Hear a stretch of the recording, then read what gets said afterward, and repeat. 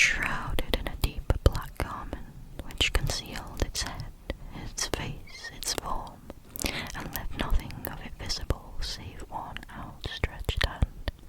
But for this it would have been difficult to detach its figure from the night, and separate it from the darkness by which it was surrounded. He felt that it was tall and stately when it came beside him, and that its mysterious presence filled with a solemn dread. He knew no more, for the spirit neither spoke nor moved. "Am I in the presence of the ghost of Christmas yet to come?" said Scrooge. "Am I in the presence? Am I in the presence of the ghost of Christmas yet to come?" said Scrooge. The spirit answered not, but pointed onward with its hand. "You are about to show me the shadow of things that have not happened, but will happen in the time before us," Scrooge pursued. "Is that so, spirit?" The upper portion of the garment was contracted for an instant in its folds, as if the spirit had inclined its head. That was the only answer he received. Although well used to ghostly company by this time, Scrooge feared the silent shape so much that his legs trembled beneath him, and he found that he could hardly stand when he prepared to follow it. The spirit paused a moment, as observing his condition and giving him time to recover. But Scrooge was all the worse for this. It thrilled him with a vague and certain horror to know that behind the dusky shroud there were ghostly eyes intently fixed upon him, while he, though he stretched his own to the utmost, could see nothing but a spectral hand and one great heap of black. "Ghost of the future," he exclaimed, "I fear you more than any spectre I have seen. But as I know your purpose is to do me good, and as I hope to live to be another man from what I was, I am prepared to bear you company, and do it with a thankful heart. Will you not speak to me?" It gave him no reply. The hand was pointed straight before them. "Lead on," said Scrooge. "Lead on. The night is waning fast, and it is precious time to me, I know. Lead on, spirit." The phantom moved away as it had come towards him. Scrooge followed in the shadow of its dress, which bore him up, he thought, and carried him along. They scarcely seemed to enter the city, for the city rather seemed to spring up about them and encompass them of its own act. But there they were, in the heart of it, on change amongst the merchants who hurried up and down, and chinked the money in their pockets, and conversed in groups, and looked at their watches, and trifled thoughtfully with their great gold seals, and so forth, as Scrooge had seen them often. The spirit stopped beside one little knot of business men, observing the hand that was pointed to them. Scrooge advanced to listen to their talk. "No," said a great fat man with a monstrous chin. "I don't know much about it either way. I only know he's dead." "When did he die?" inquired another. "Last night, I believe." "Why, what was the matter with him?" asked a third, taking a vast quantity of snuff out of a very large snuff box. "I thought he'd never die." "God knows," said the first with a yawn. "What has he done with his money?" asked a red-faced gentleman with a pendulous excrescence on the end of his nose that shook like the gills of a turkey cock. "I haven't heard," said the man with the large chin, yawning again. "Left it to his company, perhaps. He hasn't left it to me, that's all I know." This pleasantry was received with a general laugh. "It's likely to be a very cheap funeral," said the same speaker, "for upon my life I don't know of anybody to go to it. Suppose we make up a party and volunteer." "I don't mind going if lunch is provided," observed the gentleman with the excrescence on his nose. "But I must be fed if I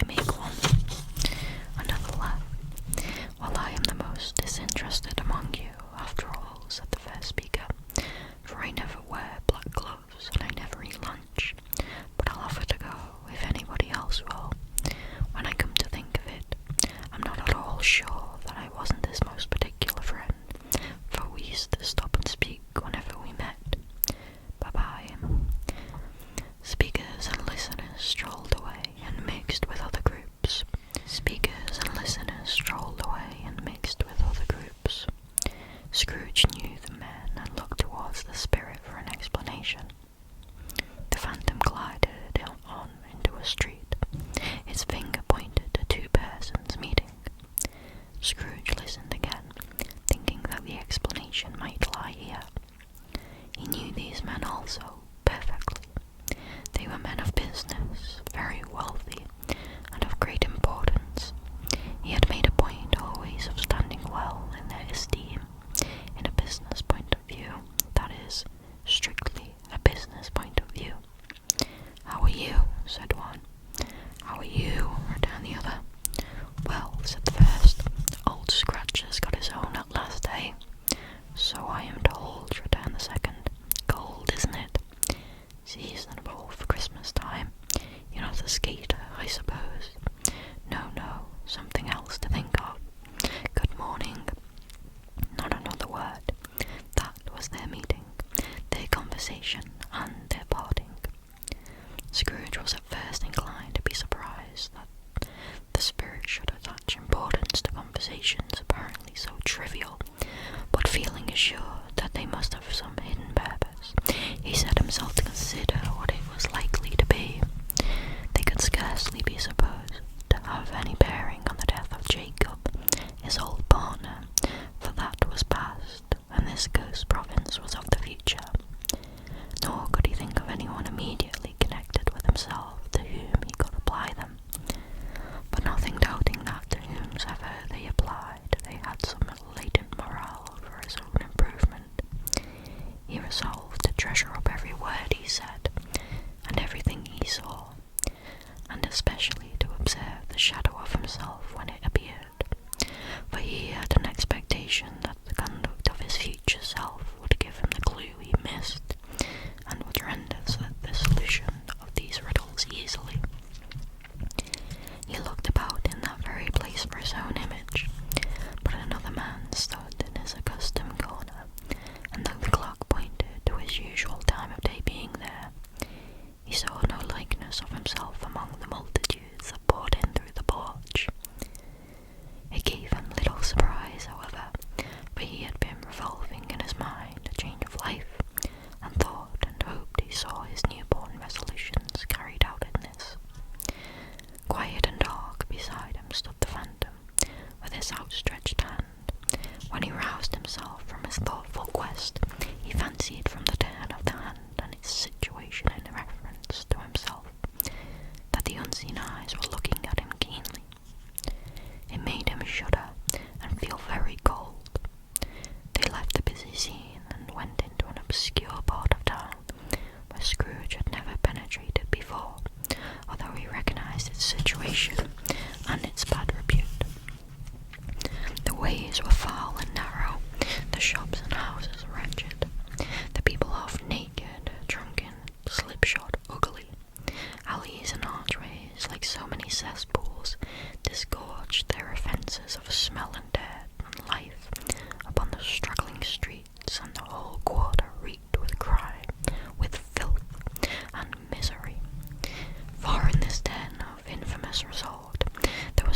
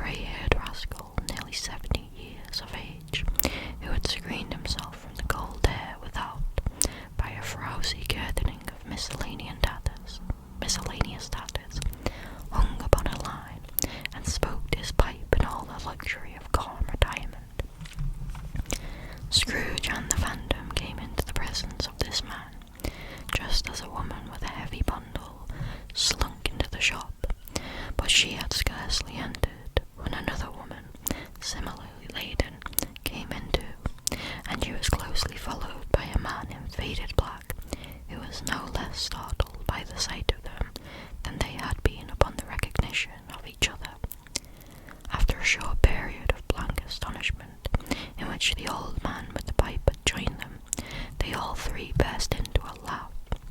"Let the jar-woman alone to be the first," cried she, who had entered first.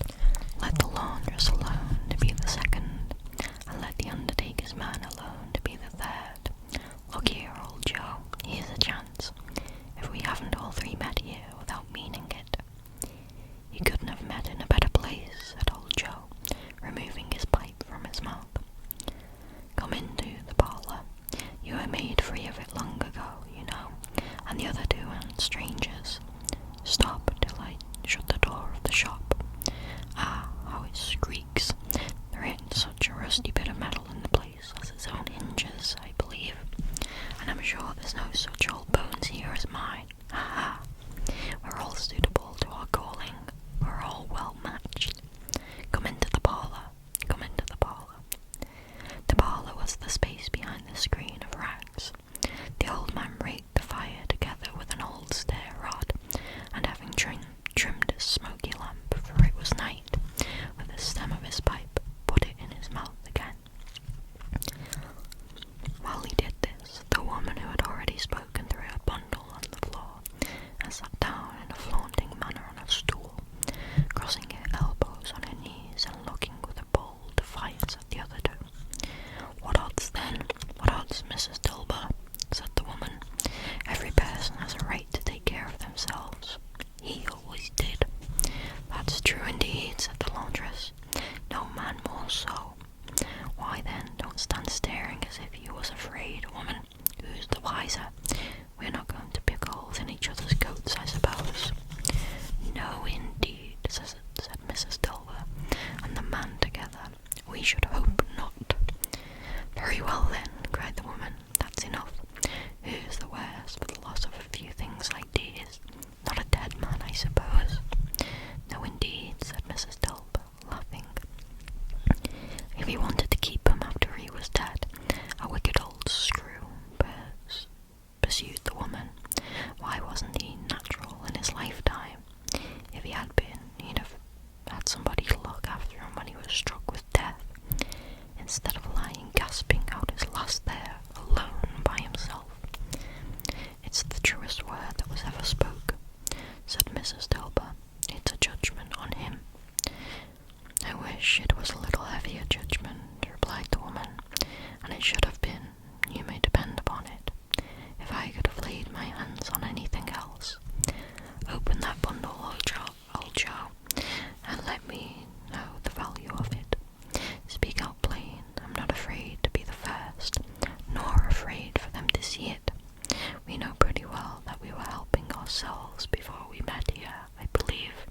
It's no sin. Open the bundle, Joe." But the gallantry of her friends would not allow this, and the man in faded black, mounting the breach first, produced his plunder. It was not extensive. A seal or two, a pencil case, a pair of sleeve buttons, and a brooch of no great value were all. They were severally examined and appraised by old Joe, who chalked the sums he was disposed to give for each upon the wall and added them up into a total when he found there was nothing more to come. "That's your account," said Joe, "and I wouldn't give another sixpence if I was to be boiled for not doing it. Who's next?" Mrs. Dilber was next.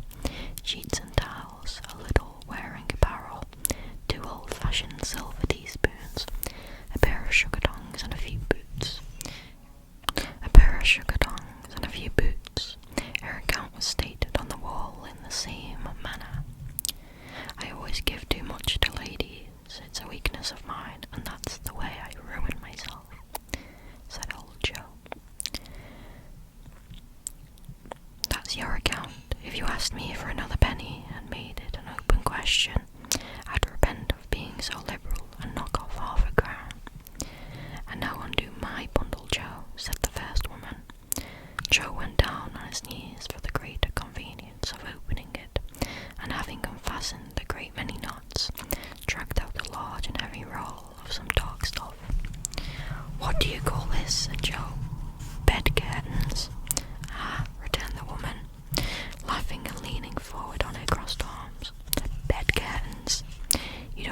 say you took them down, rings and all, with him lying there," said Joe. "Yes, I do," replied the woman. "Why not?" "You were born to make your fortune," said Joe, "and you'll certainly do it." "I certainly shan't hold my hand when I can get anything in it by reaching it out, for the sake of such a man as he was, I promise you, Joe," returned the woman, coolly. "Don't drop that oil upon the blankets now." "His blankets?" asked Joe. "Whose else's, do you think?" replied the woman. "He isn't likely to take cold without them, I dare say." "I hope he didn't die of anything catching, eh?" said old Joe, stopping in his work and looking up. "Don't you be afraid of that," returned the woman. "I aren't so fond of his company that I loiter about him for such things, if he did. Ah, you may look through that shed till your eyes ache, but you won't find a hole in it, nor a threadbare place. It's the best he had, and a fine one too. They'd have wasted it if it hadn't have been for me." "What do you call wasting of it?" asked old Joe. Putting it on him to be buried in, to be sure," replied the woman with a laugh. "Somebody was fool enough to do it, but I took it off again. If calico aren't good enough for such purpose, it isn't good enough for anything. It's quite as becoming to the body. He can't look uglier than he did in that one." Scrooge listened to this dialogue in horror, as they sat grouped about their spoil, in the scanty light afforded by the old man's lamp. He viewed them with a detestation and disgust which could hardly have been greater, though they had been obscene demons marketing the corpse itself. "Aha!" laughed the same woman, when old Joe produced a flannel bag with money in it, doled out their several gains upon the ground. "This is the end of it, you see. He frightened everyone away from him when he was alive, to profit us when he was dead. Ha ha ha!" "Spirit," said Scrooge, shuddering from head to foot. I see. The case of this unhappy man might be my own. My life tends that way now.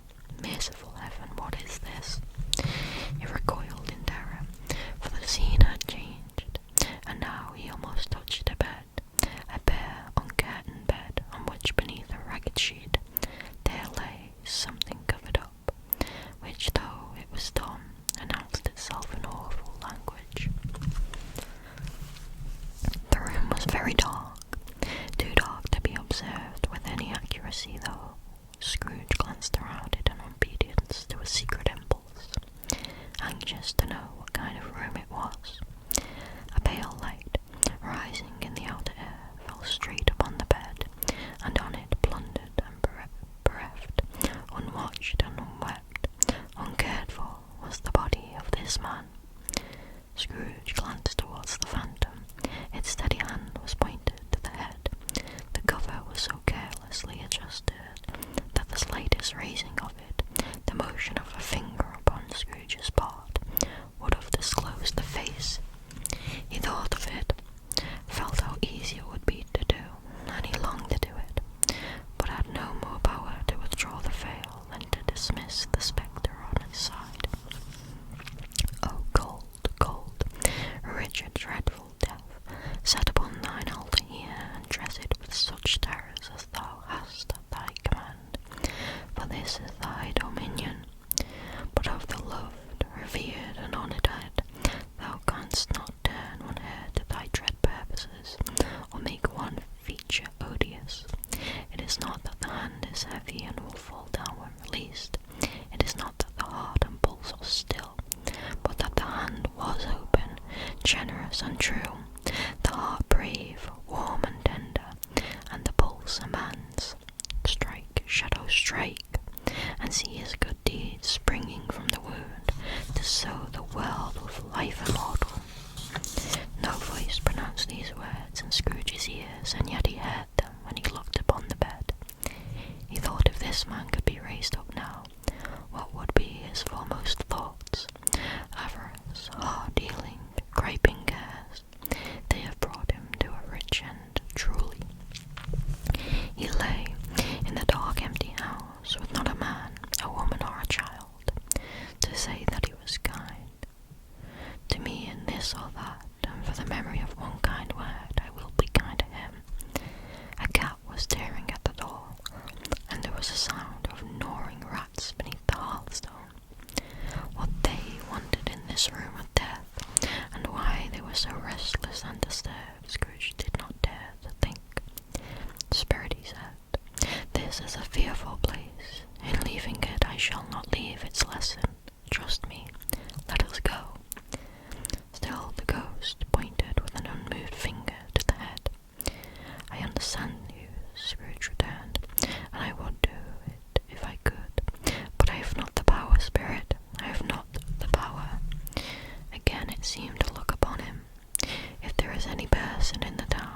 child's emotion caused by this man's death," said Scrooge, quite agonized.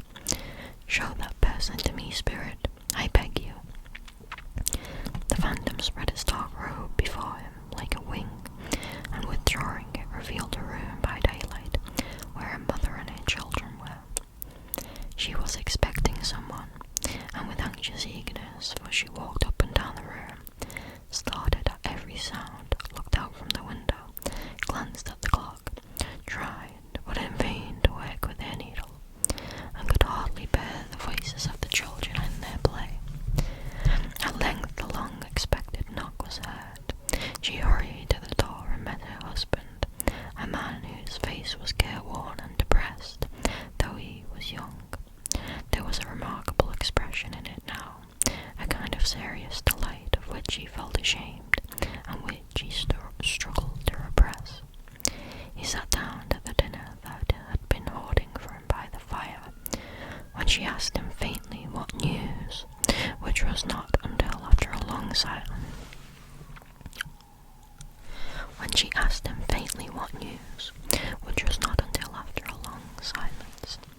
He appeared embarrassed to answer.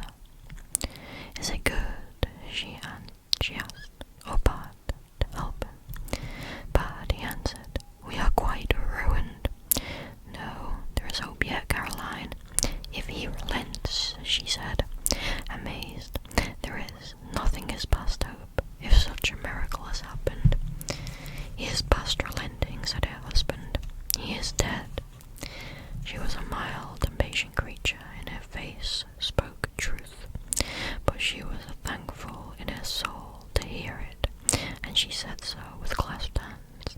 She prayed forgiveness the next moment and was sorry, but the first was the emotions of her heart.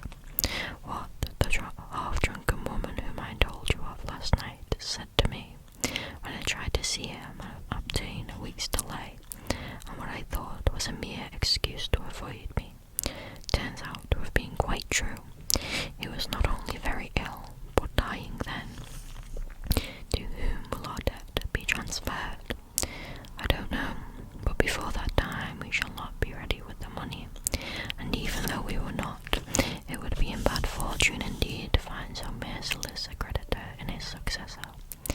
We may sleep tonight with light hearts, Caroline. Yes, soften it as they would, their hearts were lighter, their children's faces, hushed and clustered round to hear what they so little understood, were brighter, and it was a happier house for this man's death. The only emotion that the ghost could show him caused by the event was one of pleasure. "Let me see some tenderness connected with a death," said Scrooge, "or that dark chamber spirit, which we left just now, will be forever present to me." The ghost conducted him through several streets familiar to his feet, and as they went along, Scrooge looked here and there to find himself, but nowhere was he to be seen. They entered poor Bob Cratchit's house, the dwelling he had visited before, and found the mother and the children seated round the fire. Quiet, very quiet. The noisy little Cratchits were as still as statues in one corner, and sat looking up at Peter, who had a book before him. The mother and her daughters were engaged in sewing, but surely they were very quiet. And he took a child and set him in the midst of them. Where had Scrooge heard these words? He had not dreamed them. The boy must have read them out as he and the spirit crossed the threshold. Why did he not go on? Their mother laid her work upon the table and put her hand up to her face. "The colour hurts my eyes," she said. "The colour? Ah, poor Tiny Tim." "The better now again," said Cratchit's wife. "It makes them weak by candlelight, and I wouldn't show weak eyes to your father when he comes home, for the world. It must be near his time." "Past it, rather," Peter answered, shutting up his book. "But I think he has walked a little slower than he used these last few evenings, Mother." They were very quiet again. At last she said, and in a steady, cheerful voice, that only faltered once, "I have known him to walk with Tiny Tim upon his shoulder very fast indeed.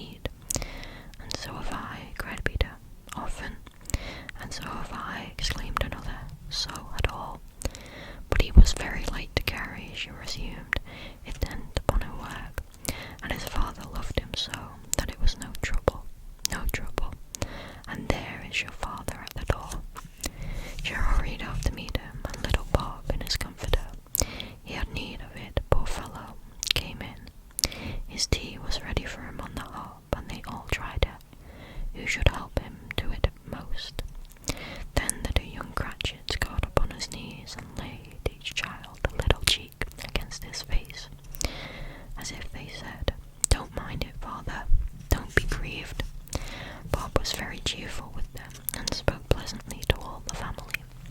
He looked at the work upon the table, and praised the industry and speed of Mrs. Cratchit and the girls. They would be done long before Sunday, he said. Sunday? You went today then, Robert? Said his wife. Yes, my dear, returned Bob. I wish you could have gone. It would have done you good to see how green a place it is. But you'll see it often. I promised him that I would walk there on Sunday. My little child, cried Bob. My little child. He broke down all at once. He couldn't help it. If he could have helped it, he and his child would have been farther apart, perhaps, than they were. He left the room and went upstairs into the room above, which was lighted cheerfully and hung with Christmas. There was a chair set close beside the child, and there were signs of someone having been there lately. Poor Bob sat down in it, and when he had thought a little and composed himself, he kissed the little face. He was reconciled to what had happened, and went down again quite happy. They drew about the fire and talked, the girls and mother working still. Bob told them of the extraordinary kindness of Mr. Scrooge's nephew, whom he had scarcely seen but once, and who, meeting him in that street that day, and seeing that he looked just a little down, you know, said Bob, inquired what had happened to distress him. On which, said Bob, for he is the pleasantest spoken gentleman you ever heard, I told him, I am heartily sorry for it, Mr. Cratchit, he said, and heartily sorry for your good wife. By the by, how ever did he know that? I don't know. Knew what, my dear? Why, that you were a good wife, replied Bob. Everybody knows that, said Peter. Very well observed, my boys, cried Bob. I hope they do. Heartily sorry, he said, for your good wife. If I can be of service to you in any way, he said, giving me his card, that's where I live. Pray come to me. No, it wasn't, cried Bob, for the sake of anything he might be able to do for us, so much as for his kind way, that this was quite delightful. It really seemed as if he had known our Tiny Tim and felt with us. I'm sure he's a good soul, said Mrs. Cratchit. You would be sure of it, my dear, returned Bob. If you saw and spoke to him, I shouldn't be at all surprised, mark what I say, if he got Peter a better situation. Only hear that, Peter, said Mrs. Cratchit. And then, cried one of the girls, Peter will be keeping company with someone and setting up for himself. Get along with you, retorted Peter, grinning. It's just as likely as not, said Bob. One of these days, though there's plenty of time for that, my dear. But however and whenever we part from one another, I am sure we shall none of us forget poor Tiny Tim. Shall we? Or this first parting that there was among us? Never, father, cried they all. And I know, said Bob, I know, my dears, that when we recollect how patient and how mild he was, although he was little child, we shall not quarrel easily among ourselves and forget poor Tiny Tim in doing it. No, never, father, they all cried again. I am very happy, said little Bob. I am very happy. Mrs. Cratchit kissed him, his daughters kissed him, the two young Cratchits kissed him, and Peter and himself shook hands.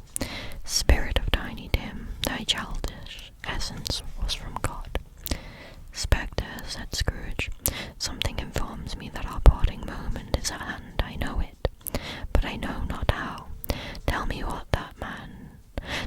what man that was whom we saw lying dead. The ghost of Christmas yet to come conveyed him as before. The ghost of Christmas yet to come conveyed him as before, though at a different time he thought, indeed.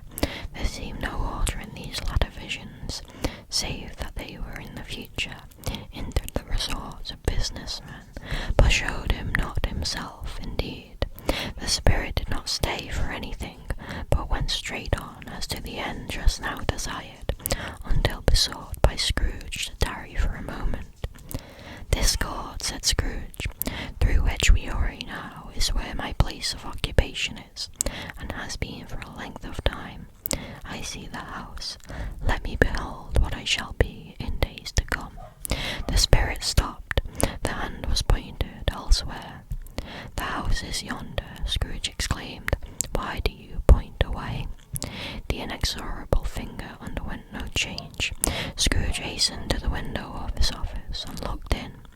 It was an office still, but not his. The furniture was not the same, and the figure in the chair was not himself.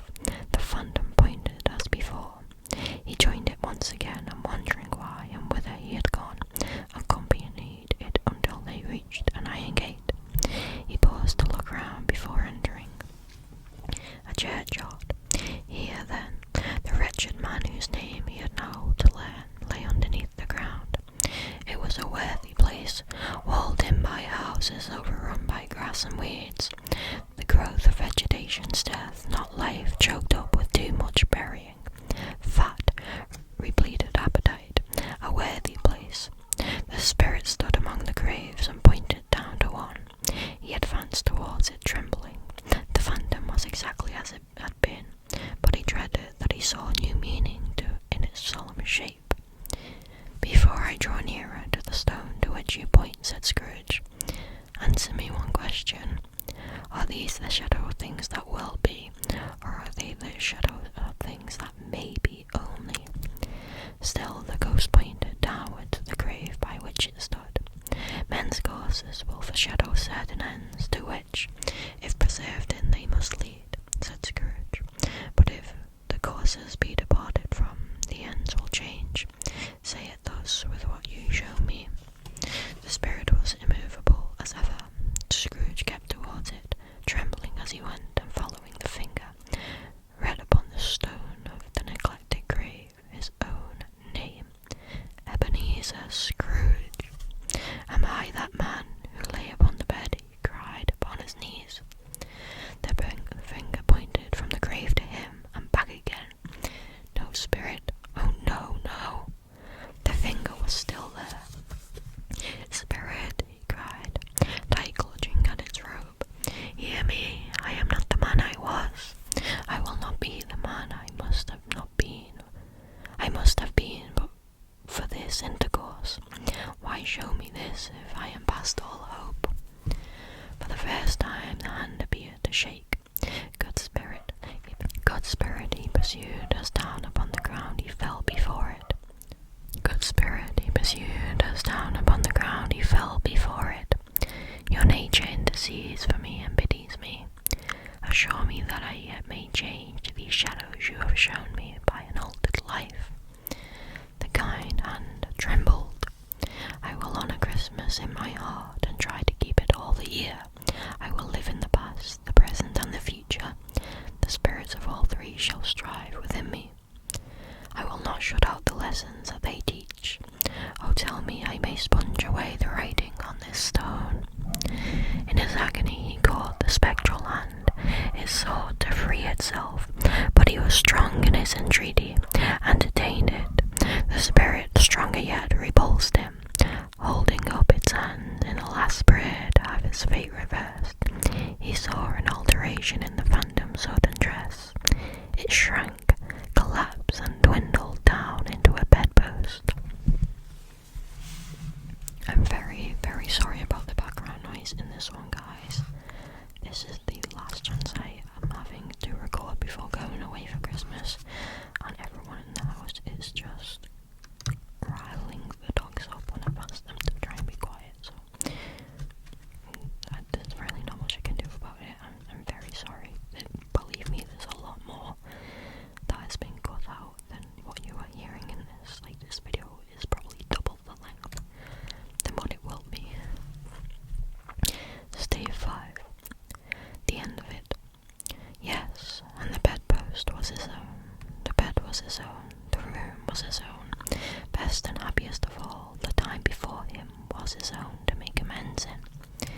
I will live in the past, the present, and the future, Scrooge repeated, as he scrambled out of bed. The spirits of all three shall strive within me. Oh, Jacob Marley, heaven and the Christmas time be praised for this. I say it on my knees, old Jacob, on my knees. He was so flustered and so glowing with his good intentions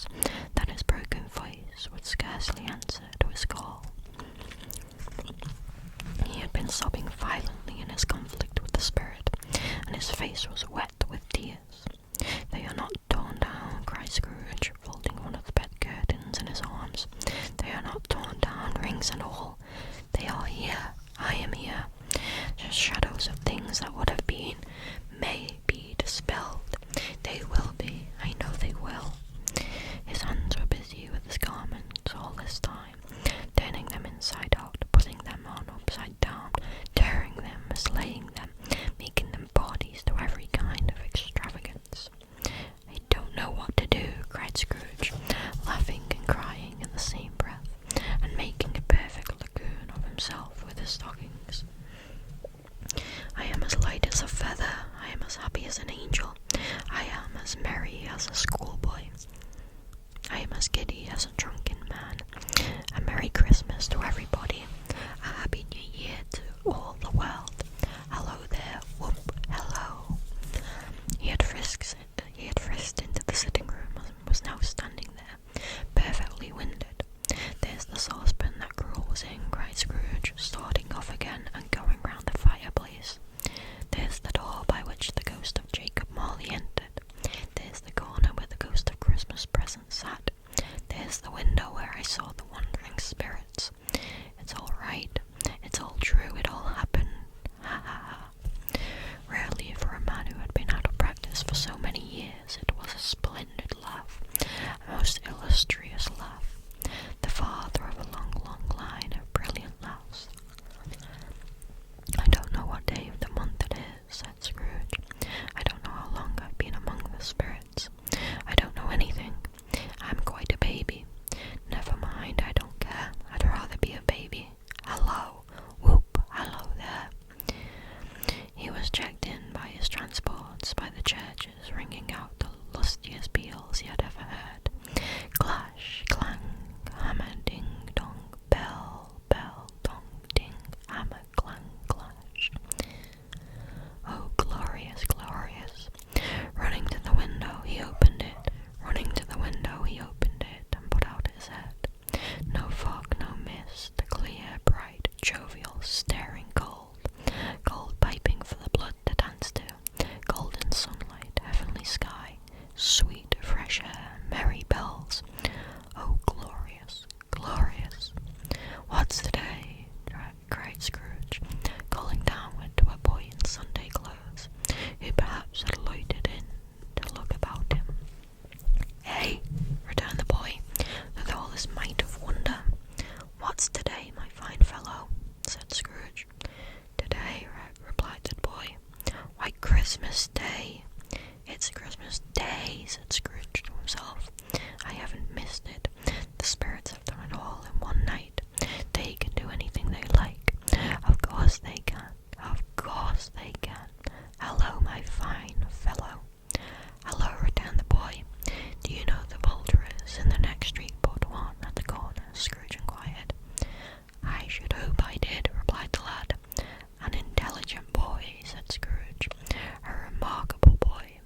Do you know whether they sold the prize turkey that was hanging up there? Not the little prize turkey, the big one." "What, the one as big as me?" returned the boy. "What a delightful boy," said Scrooge. "It's a pleasure to talk to him. Yes, my buck is hanging there now," replied the boy. "It is," said Scrooge.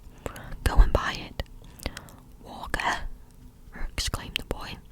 "No, no," said Scrooge. "I am in earnest. Go and buy it and tell them to bring it here, that I may give them the direction where to take it. Come back with the man and I'll give you a shilling. Come back with him in less than 5 and I'll give you half a crown." The boy was off like a shot. He must have had a steady hand at a trigger who could have shot off half so fast. "I'll send it to Bob Cratchit's," whispered Scrooge, rubbing his hands and splitting it with a laugh. "He shan't know you sent it. It's twice the size of Tiny Tim. Joe Miller never made such a joke as sending it to Bob's, he will." The hand in which he wrote the address was not a steady one, but right at he did, somehow, and went downstairs to open the street door, ready for the coming of the poulterer's man. As he stood there, waiting his arrival, the knocker caught his eye. "I shall love it as long as I live," cried Scrooge. his hand. I scarcely ever looked at it before. What an honest expression it has in its face. It's a wonderful knocker. Here's the turkey. Hello, whoop. How are you? Merry Christmas. It was a turkey. He never could have stood upon his legs, that bird. He would have snapped them short off in a minute, like sticks of sealing wax. Why, it's impossible to carry that to Camden Town, said Scrooge. You must have a cab. The chuckle with which he said this, and the chuckle with which he paid for the turkey, and the chuckle with which he paid for the cab, and the chuckle with which he recompensed the boy, were only to be exceeded by the chuckle with which he sat down breathless in his chair again, and chuckled till he cried. Shaving was not an easy task, for his hand continued to shake very much, and shaving requires attention, even when you don't dance while you are at it. But if he had cut the end of his nose off, he would have put a piece of sticking plaster over it and been quite satisfied. He dressed himself in all his best, and at last got out into the streets. The people were by this time pouring forth, as he had seen them with the ghost of Christmas present, and walking with his hands behind him. Scrooge regarded everyone with a delighted smile. He looked so irresistibly pleasant, in a word, that 3 or 4 good-humoured fellows said, "Good morning, sir, and Merry Christmas to you." And Scrooge said often afterwards that all the blithe sounds he had ever heard, those were the blithest in his ears. He had not gone far when, coming on towards him, he beheld the portly gentleman who had walked into his counting-house the day before, and said, "Scrooge and Marley's, I believe." It sent a pang across his heart to think how this old gentleman would look upon him when they met, but he knew what path lay straight before him, and he took it. "My dear sir," said Scrooge, quickening his pace, and taking the old gentleman by both his hands, "how do you do? I hope you succeeded yesterday. It was very kind of you. A Merry Christmas to you, sir." "Mr. Scrooge?" "Yes," said Scrooge. "That is my name, and I fear it may not be pleasant to you. Allow me to ask your pardon, and will you have the goodness—" "Here," Scrooge whispered in his ear. "Yes," said Scrooge, "that is my name, and I fear it may not be pleasant to you. Allow me to ask your pardon, and will you have the goodness—" "Here," Scrooge whispered in his ear. "Lord bless me," cried the gentleman, as if his breath were taken away. "My dear Scrooge, are you serious?" "If you please, not a farthing less. Great many back payments are included in it, I assure you. Will you do me that favour?" "My dear sir," said the other, shaking hands with him, "I don't know what to say to such munificence." "Don't say anything, please," retorted Scrooge. "Come and see me. Will you come and see me?" "I will," cried the old gentleman, and it was clear he meant to do it. "Thank you," said Scrooge. "I am much obliged to you. I thank you 50 times. Bless you."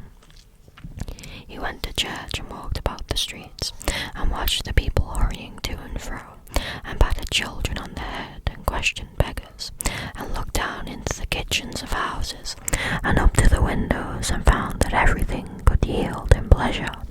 He had never dreamed that any walk, that anything, could give him so much happiness. In the afternoon he turned his steps towards his nephew's house. He passed the door a dozen times before he had the courage to go up and knock, but he made a dash and did it. "Is your master at home, my dear?" said Scrooge to the girl. "Nice girl, very." "Yes, sir." "Where is he, my love?" said Scrooge.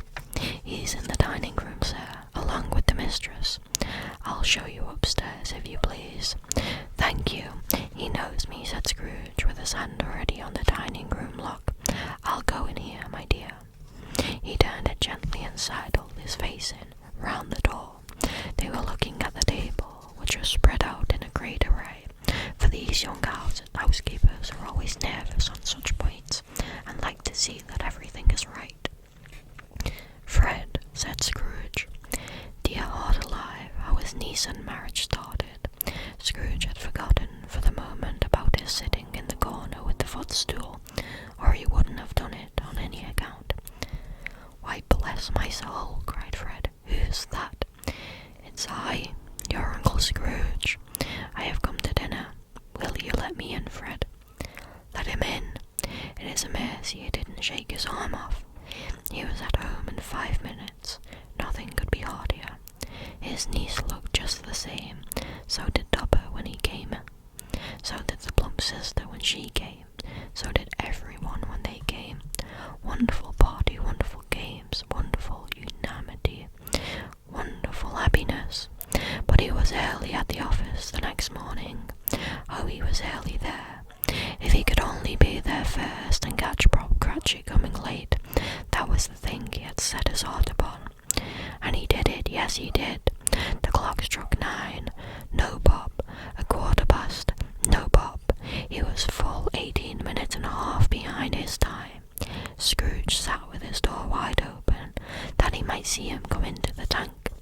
His hat was off before he opened the door, his comforter too. He was on a stool in a jiffy, driving away with his pen, as if he were trying to overtake 9 o'clock.